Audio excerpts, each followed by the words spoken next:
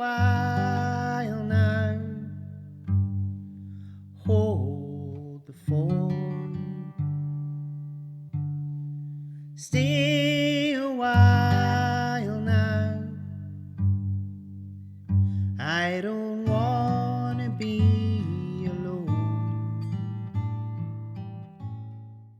Welcome to Indie Tea Talk. I'm Adam and this is Kitty, your hosts for a journey into indie music across the north.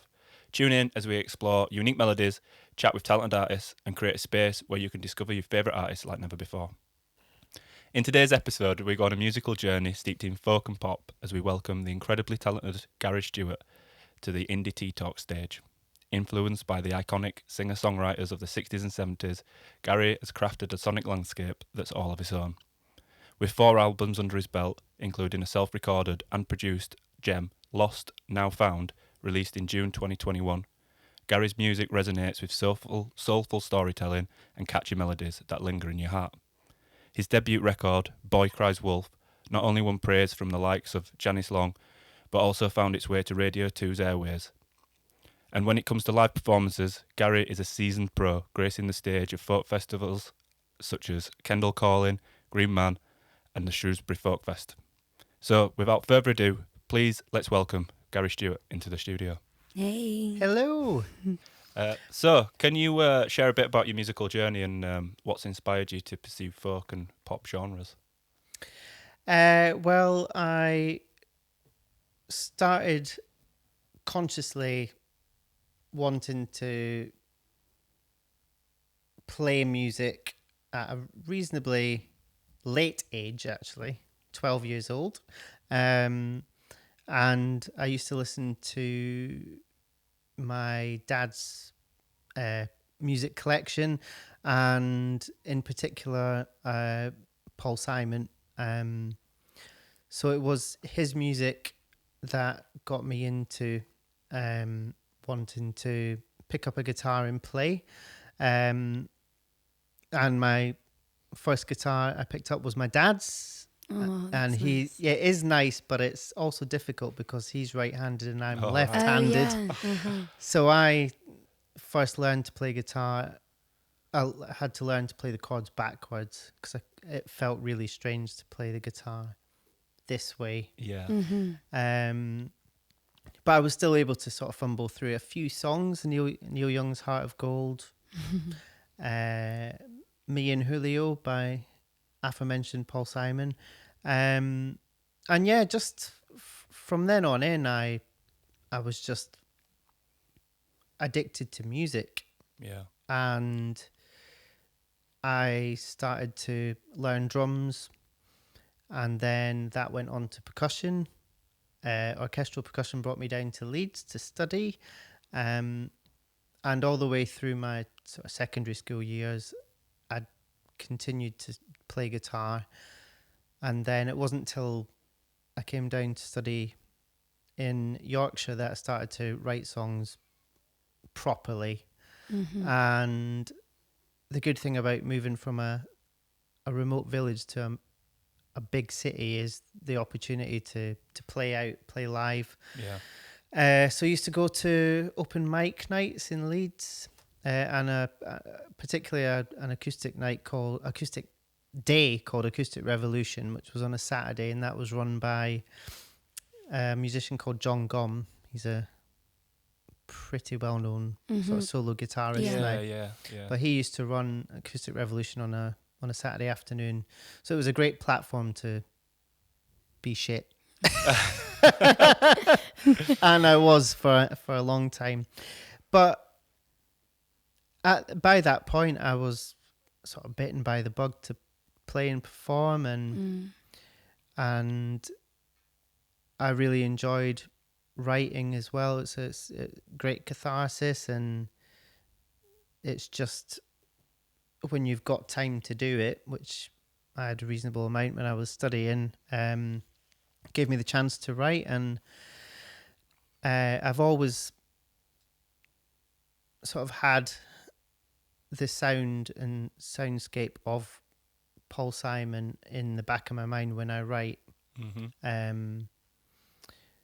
And that's how my styles kind of come It's about nice and that you can evolved. have that you resonate with that so strongly, but you also very much still have your own style.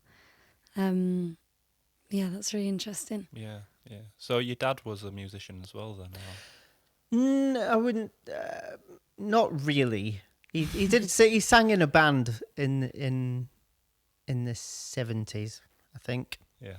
And he plays. He certainly dabbles and plays guitar. But he's always been around other musicians, Yeah. and one of his good friends is used to run a guitar shop that closed not that long ago, actually. But he was also a someone who kind of steered me in the right direction. Yeah. He was Nice. sort of, even if he was quite scary when you're a teenager and just looking up to people. It's he was his name was Peter. Still is Peter. He's still alive. And yeah, music's always been in the family. My great aunt, she used to play banjo. Oh yeah. I'd love to be able to play banjo. So Yeah. would I. It looks insanely It hard. does. It's such a cool instrument. Mm-hmm. Yeah. So, sorry to go back to the question. I wouldn't say my dad is a musician. No, but he certainly sort of helped to. Yeah. It's set you on that path. By the Yeah, sounds of it, whether consciously or Yeah. subconsciously. Yeah. Yeah, kind of. You've forced the hand a bit, but that's sort of like where the root stems from. Yeah. I'd say that, and I've always had a sort of, I guess, addictive personality. So when I started to latch on to something I like, be it that, the sound of folk or folk pop, I'm fairly doggedly Yeah. determined to Yeah. follow that route and absorb everything there is to do with that. So in the case of learning to play drums, I'd join the orchestras. I learned to play xylophone, timps, the whole thing, and similarly with folk music, I just like to get absorbed in whatever it is. If it inspires me, then I'm just like, gimme. Yeah. Cool. Yeah. Cool. Your latest album, Lost Now Found, you recorded that yourself and produced it all like a self product. What was the creative process like? Do you know, what sort of challenges did you face being your own sort of boss all the way through it, so to speak, and having full creative control just yourself? Well, the challenges were I'd never really done it before. In the sense of pushing buttons and getting sounds from a mic and things like that. I mean, in terms of knowing what's right and how to get good takes, that wasn't a problem because I play drums for a band. I've been in and out of studios for a long time. It was just the actual practical aspect of I'd never used Logic before. I'd never had my own interface. So the challenges were just sort of getting my head around that. What are the technical aspects of it then? Yeah. The practical and technical aspects. And I probably, I've said this before, but I probably went about recording it in a very sort of cluttered way. I didn't know how to any of the shortcuts. So There's still so many shortcuts now that so many. If I'm working with a producer or even just having a musical day with someone and you see them do a shortcut and you're like, how do I still not know so many of them? I'm the so same. many. Totally. And so the editing process, I'm sure I could have bought back many hours. And I'm sure if someone saw the actual projects, they'd be like, what is this? But the time thankfully wasn't an issue because it was done during COVID. And it was fun. It was fun to make those mistakes And it was like you were saying earlier about that SM7, the new mic you got, and you were up till 3, 4 in the stupid morning o'clock. just singing into it. I remember being up all hours just coming up with the parts, and for example, the whole vocal part of a song called Frontlines. I spent about 4 hours just layering and layering and layering voices, and I was having so much fun. Yeah, that's the thing, isn't it? It's great. And if it's an enjoyable process, you don't necessarily mind how long it takes or how many hours you sit singing oohs into a microphone, or if the creative process, like you said, is something quite cathartic for you, then why not spend hours doing Especially it? when you've not got the expense of a studio Yeah. waiting. Exactly above you, that. you know, Yeah. Mm-hmm. I mean, I got some grant money and I bought a decent mic and a laptop with Logic Nice. Pro on it, and bought a little Scarlett Focusrite. Yeah, I've still got the same one that I bought when I was like 15. Yeah, and, it's and great. I love it. The Scarlett Focusrites are great. They're a great piece of equipment. I think they're fantastic, Yeah. and it was just a 2-channel interface. Yeah. Yeah. So, but it was so much fun to do it. The creative process in terms of actually recording was. I found myself laughing sometimes at night because I was learning all the time, and when when you get to a certain age, you think you know everything, or you know your world. It's not very often you get pushed into a situation where you're learning again. Mm-hmm. So the fact that I was learning a new craft and being the very first pair of ears to listen to these things that I was coming out with was a really pleasant process. Mm-hmm. And also the fact that I knew there was no rush, that I didn't have to do it for anything, and conversely to having all the time to record, it was the quickest I'd ever written an album's worth of songs. All right. I think Oh, I cool. wrote them in a couple of months. I wrote 10 songs, and I can normally spend a good 6 months on a couple. Yeah.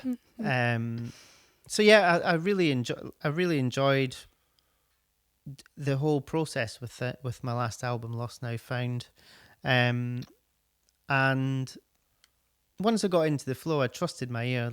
The music I've listened to generally has a quality to it, whether it's of an overall folk pop idiom.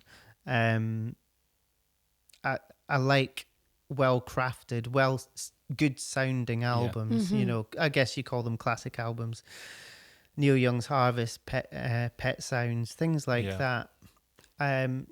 So, and I knew when the take was right, and if it wasn't right, I'd just do it till it was. So it was a really, really nice way to make an album, and I had no problems just doing it on my own. It was a and I'm very proud of it as well. I think for a first effort as well, I would never call myself a producer, but I still am like that. It's funny, isn't it? it's yeah. And when do you cross that line? Like when Well, you've produced it, right? So you are one. Well, yeah.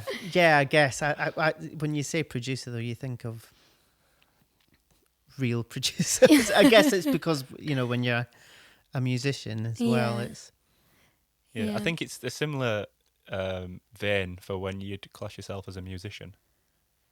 So like crossing the threshold of I play guitar in my bedroom to I'm a musician. absolutely, yeah. I still say that to people now, though. People are like, "Oh, I heard you do music. Like you're a musician." I'm like, I pretend to be a musician. It's like it's something that you never. It's a weird label, isn't it? Yeah. It's a fun, but I guess we're ultimate pretenders, aren't we? Yeah. Exactly. Yeah, That's exactly. Fake it till you make it. That very, very much.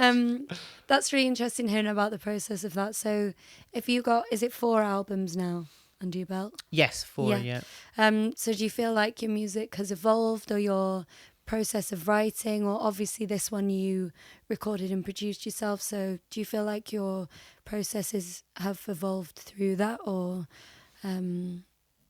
I would, yeah, I think I think I was consciously aware with this one, particularly that I wanted to try and be a bit more chordally interesting in terms of the chord changes in the songs.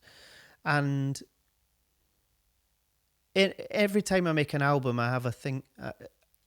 I always approach it from the perspective of what would I like to hear. I think that's very important. Yeah. So my albums will always tend to have a good balance, I think, of ballad to up-tempo songs. But I'm also I think your ear can get very bored quickly if you're listening to things in the same keys. Right, yeah. So I do try to make sure that every album, there's a sort of a shifting key fairly frequently from song to song, just to keep the ear fresh. But with this album, I wanted to try and do every song in a different key, because I thought that'd be quite ambitious. I didn't quite manage it, but I think I got about 80% there with it. That's nice. That's a nice way to look at it as well. Yeah, I think that was interesting. And also just to push myself with guitar chords and changes and things like that. So I'd say they were the big differences. But in general, with the album, there's always certain benchmarks that stay the same, good sounds, good takes.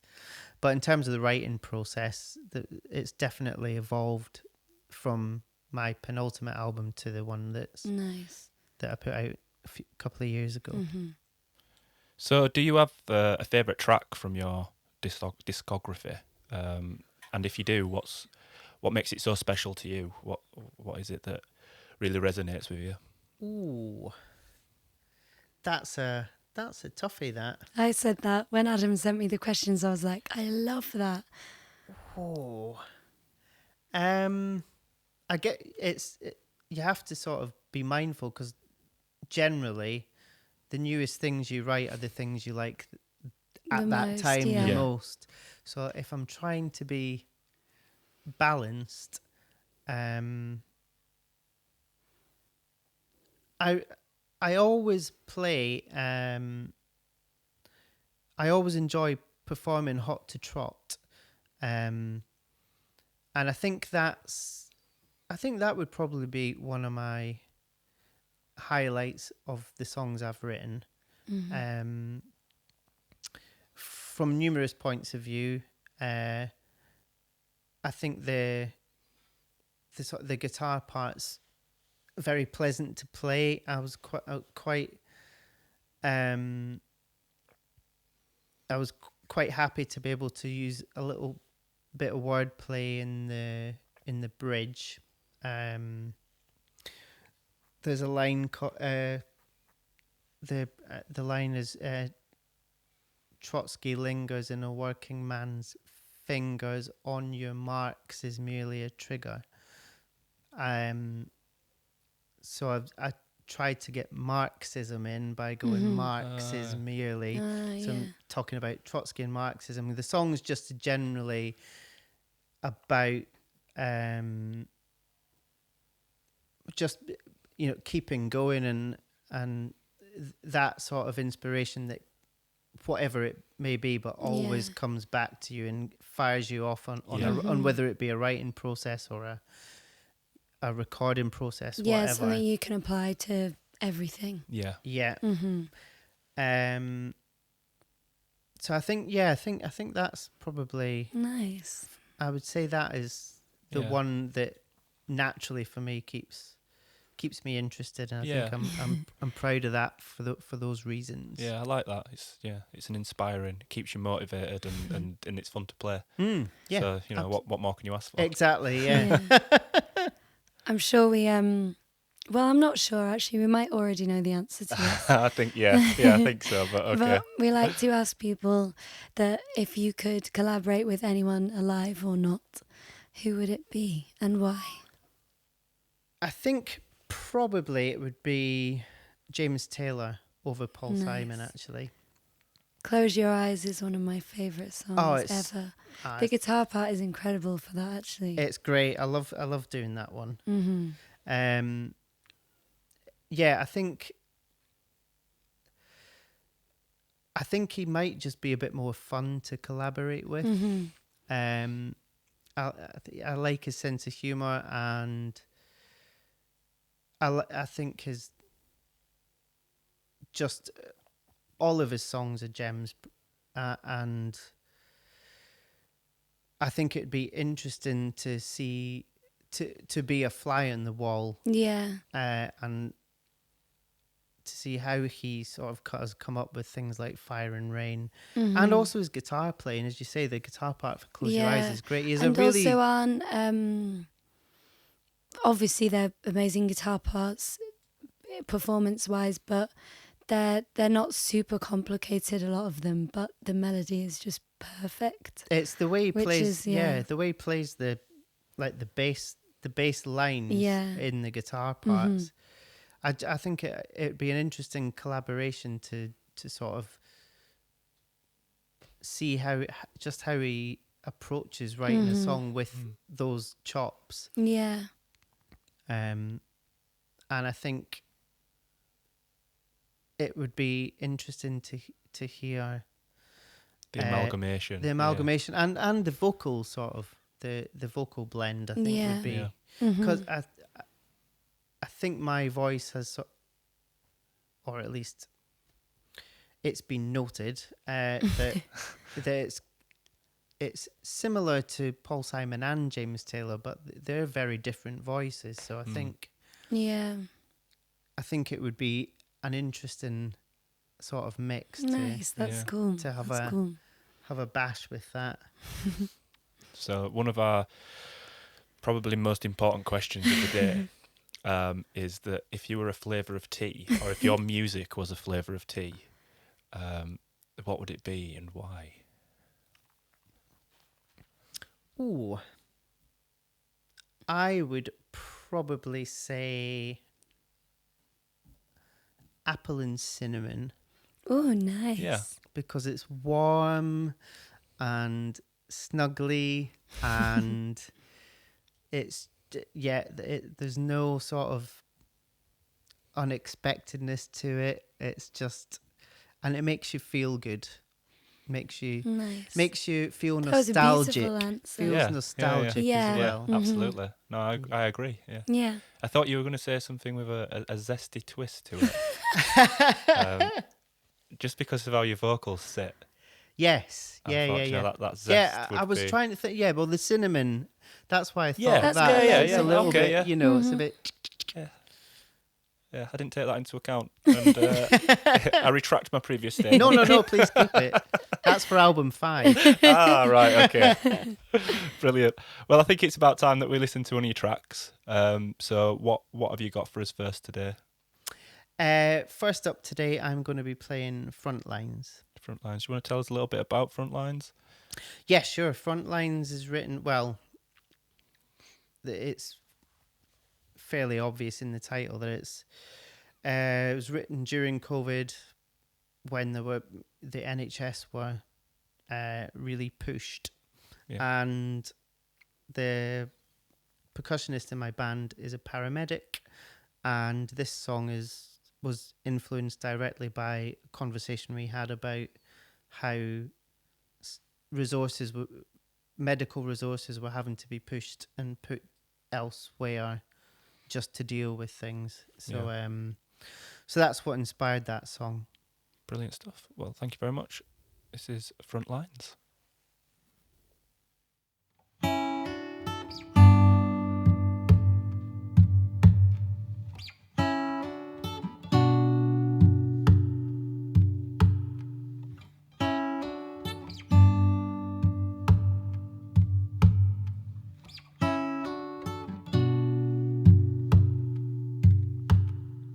Stay a while now,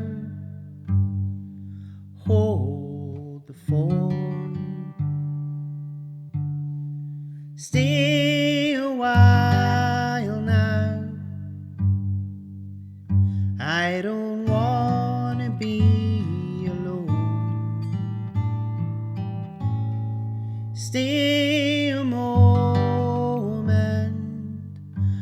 won't you humor me? One dull moment, let us shoot the breeze.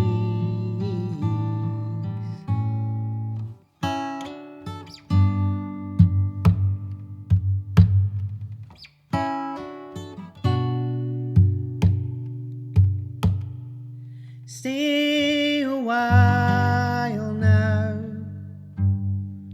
hold the fort. Stay a while now, be my last resort. Keep your heart with mine, beat it on a dime. Keep your drum in time, beat it on the front line.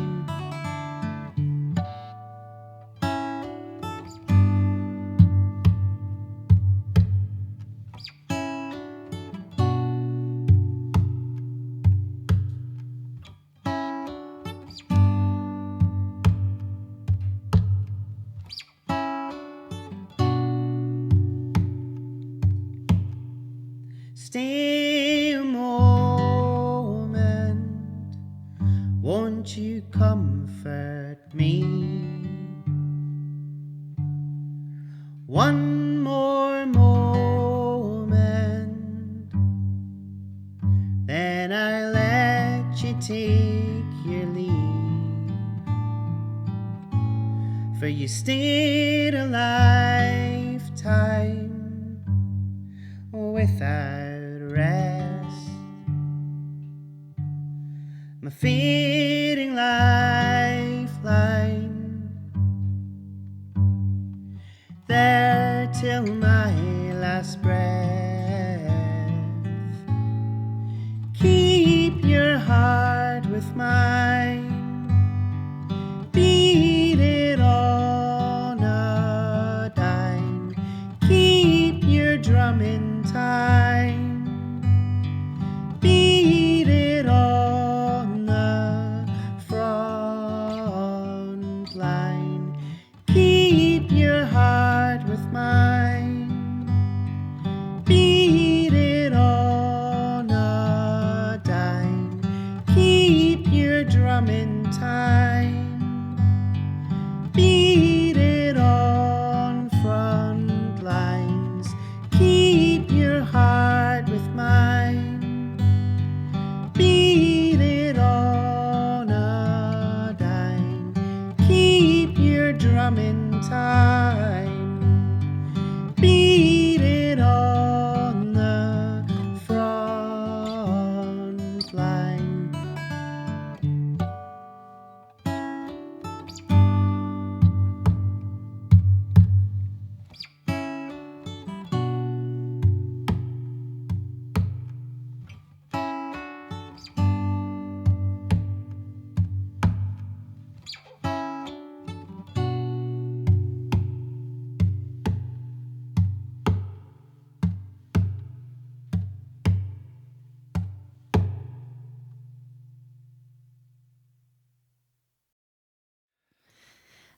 So Gary, are there any specific or reoccurring themes in your songwriting?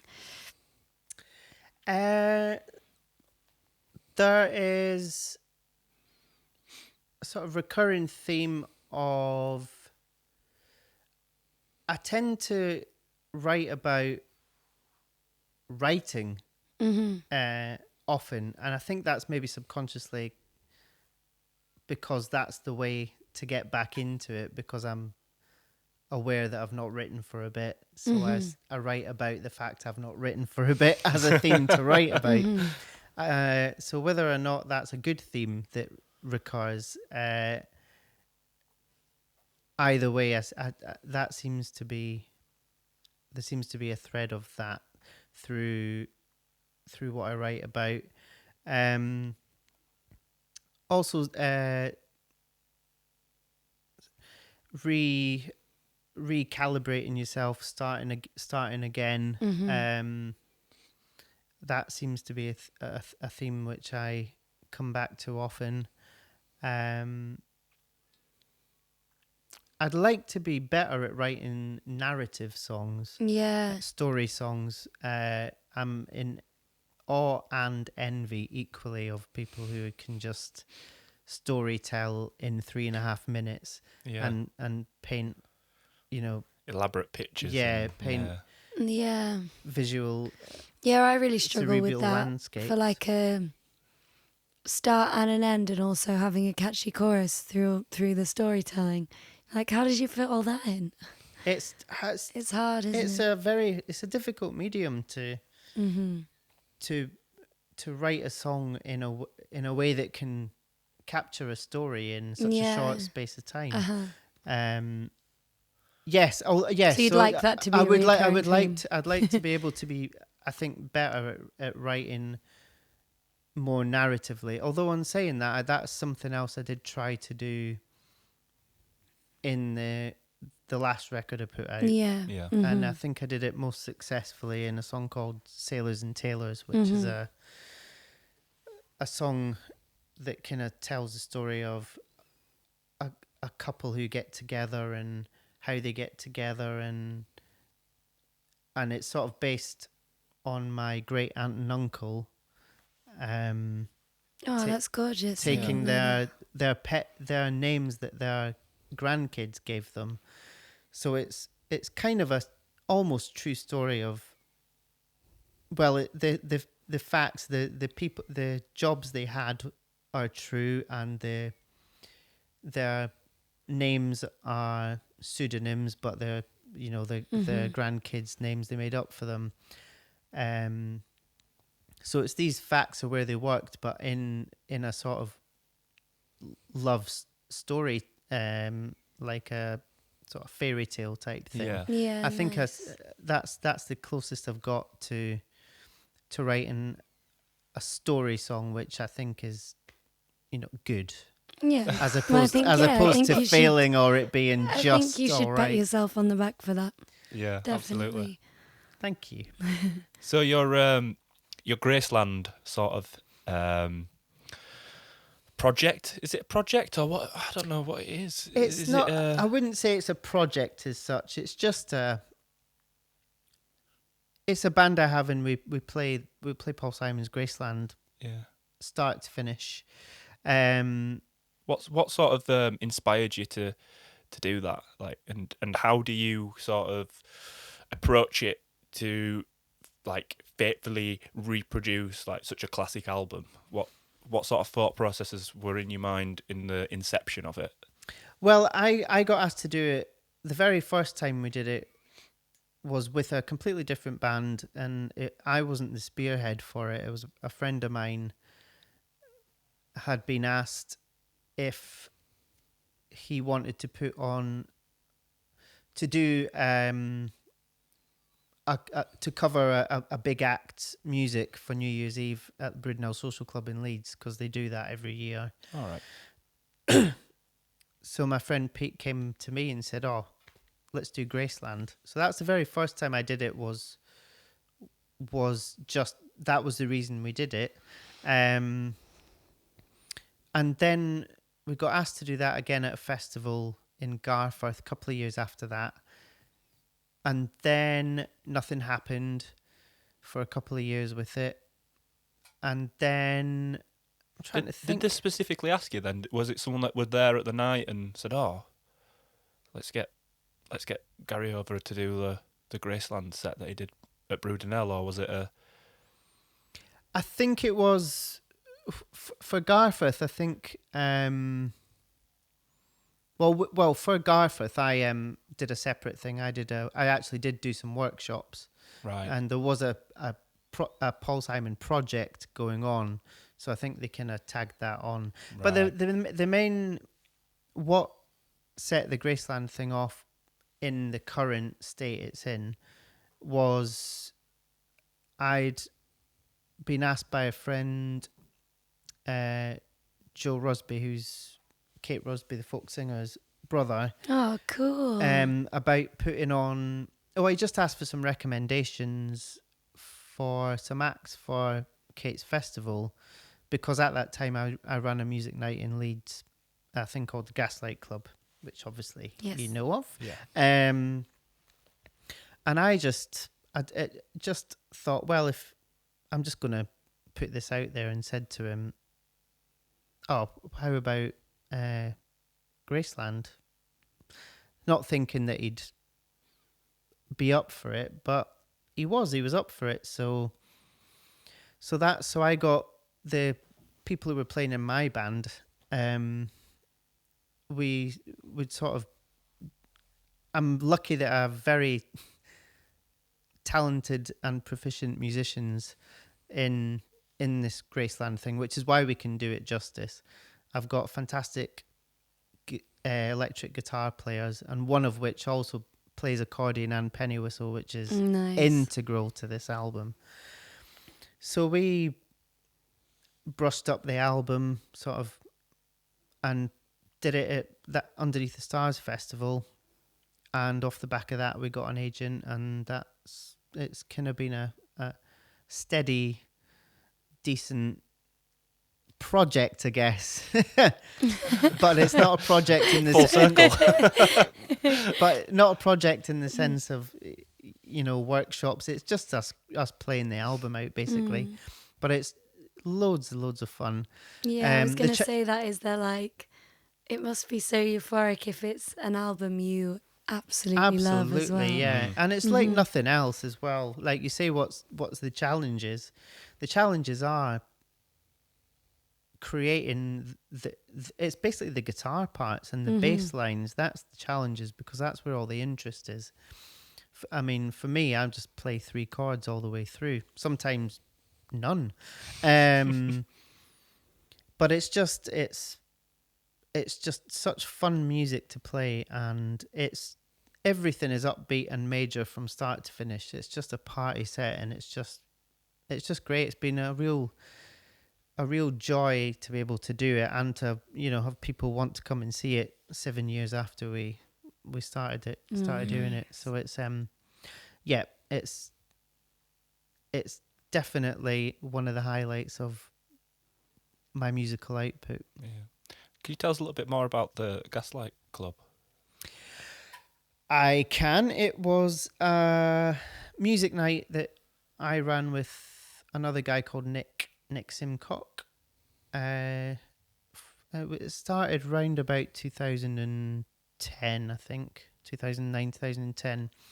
And I sort of finished running it 2020, COVID, basically. Because when I was asked to sort of curate it, I still lived in Leeds. And when COVID hit, I'd been fairly established in just outside York for a number of years. So it didn't really make sense for me to commute anymore. And also I'd had 10, 11 years doing it. Yeah. I played one and I absolutely loved it. It was really cool. Yeah, it was really reminiscent of the kind of speakeasies and coffee houses of Greenwich Village, really, in the 60s. Yeah. That was the kind of vibe. And that was Coll Lane, a bar called Oporto. Did you do any in the church in the centre? Yes, we did Holy Trinity Church. Did you do Bon Iver cover? No, that was that was Sam Airy, I think. Or was it? No, it wasn't. That was still branded under the Gaslight Club. It was. Yes, it was. But I went to that, and I forgot all about it. And as soon as you mentioned that, I'm like, oh God, I just got transported back, because it were like a candlelit acoustic night. That's right. Yeah, they did that. Yeah. I feel like through Gaslight as well, you had a super lovely, like, really the same kind of faces in the audience that were just so supportive of. Absolutely, especially for someone like me coming from York, who I wasn't really gigging that much in Leeds at that point in time, and you always get a bit nervous on the way, where you're like, oh, no one's going to know me, or if everyone's here to see the headline act, no one might show up till they're set. And I think I did one or two, but your I think it was the audience were just so two. lovely. I feel like you had a really nice following from that. Yeah, well, that was the kind of remit in my head was if you get good acts to play, then as long as the acts you get to play are varied and of a level, that's what's going to nurture an audience that will come back. Mm-hmm.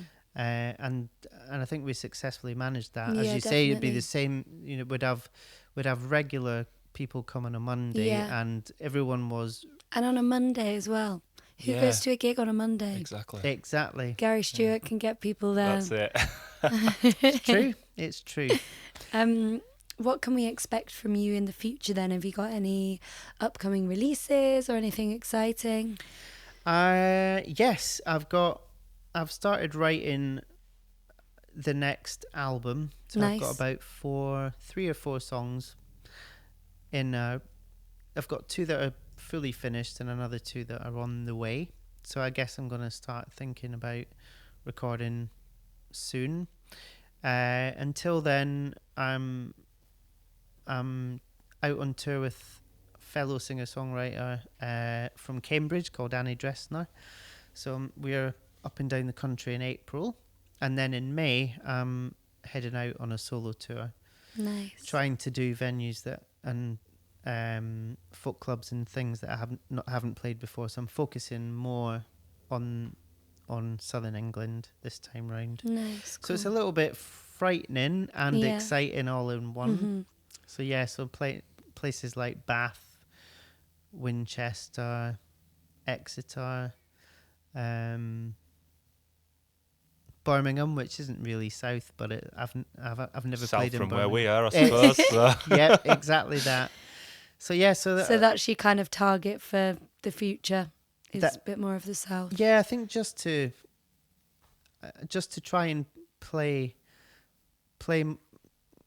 I think Yorkshire feels very it's comfortable, and I've played and played fairly enough compact places. as far as very a lot compact, of other places yeah. go. But that just came about from being at a folk festival last year, I wasn't there playing. I was just there as a punter, but we have played it with Graceland before, and people were asking. They were just saying, "Oh, why do you never come down south and play?" So I thought, maybe why don't I do that? Mm-hmm. So it's a bit of a leap of faith. We'll see cool. how exciting. it goes. Good Very luck. exciting. I'm sorry if anyone heard that. We seem to have the loudest, slowest plane I know. hovering above us then. Did you hear it, Gary? I didn't. I was too busy us. hearing my voice, I think. Do you want to play us another track? Yes, I will. I'll play a song called Escher Sketches, which is one of those songs about starting, rethinking and starting again. Recalibrating. Yeah. Nice. Perfect. Thanks very much. Thank you.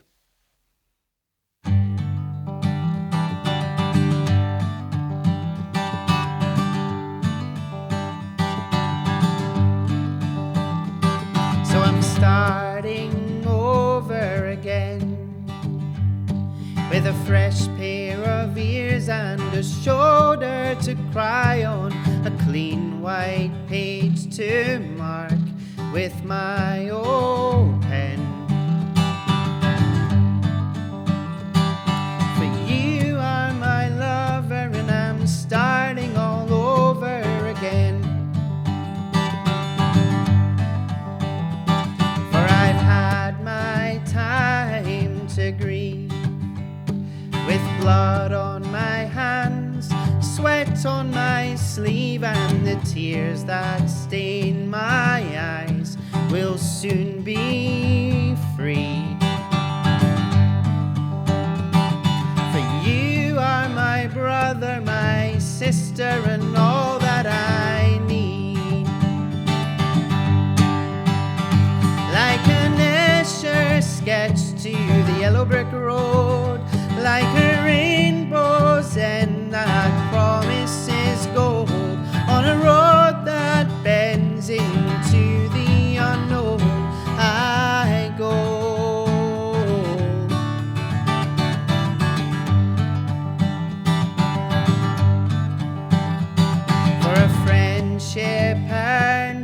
gift, like the air that I'm breathing, the dust I'm deceiving, and so the ties I bought with lies desist. For you were the reason through all of the seasons I missed. Like an Escher sketch to the yellow brick road, like a rainbow's end that promises gold, on a road that bends into the unknown I go. So breathe some new air, dust yourself down,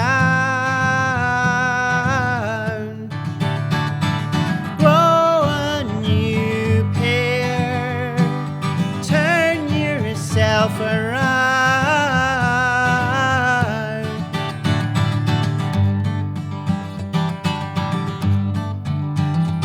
So I'm starting over again, with friends old and new, and a conscience that's true, and a heart that burns, and a love that turns and bends. For you are my lover, and I'm starting all over again. Like an Escher sketch to the yellow brick road, like a rainbow's end that promises gold, on a road that bends into the unknown I go.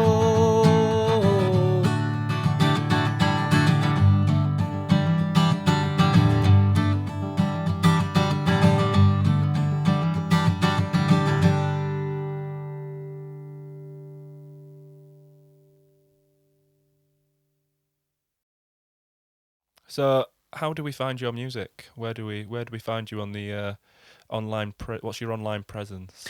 You can find my music on Bandcamp. Everything that I've released is there. So that's garystewart.bandcamp.com. But for most things, I'd go to my website, which is www.garystewartmusic.co.uk. Your website's gigs. great, actually. It really is. So yeah. good. As part of thank you. my snooping around that I was doing when I was writing the introduction, I was looking at your website and thinking, that's what we need. Yeah, we need that. it's a great website. It was Nick, who we were talking about yes, earlier, well, Yeah. he during might be worth Biscuits. getting in touch He- with. Absolutely. I particularly like the snare drum for the little Yeah, menu. I love that picture actually. Yeah. And Yeah, that it was works just really that was just a last minute thing. We did some pictures, and he was like, "Oh," and just at one of them, I just held it up. There was no thought process behind it, but it is nice. one of my one. Yeah. It's turned Yeah, out to be really it's good cool. actually. Great. And YouTube, are you on YouTube? I am, yes. If you just type Gary Stewart, but it's probably better to suffix it with band or UK, because there is another Gary Stewart was an American country singer. How dare he? How she, dare he. Yes. Absolutely. Jokes. Brilliant. Well, that kind of wraps up another episode of Indie Tea Talks. I'd like to give you a big thank you for coming in Thank today. you. Thanks for Thanks, having Gary. us. Thank all you. It's been a pleasure. Remember that you can follow us on YouTube. We're on Instagram. That is Indie Tea Talk, all one word with an underscore at the end. And yeah, until next time, thank you very much. Thank you. Bye.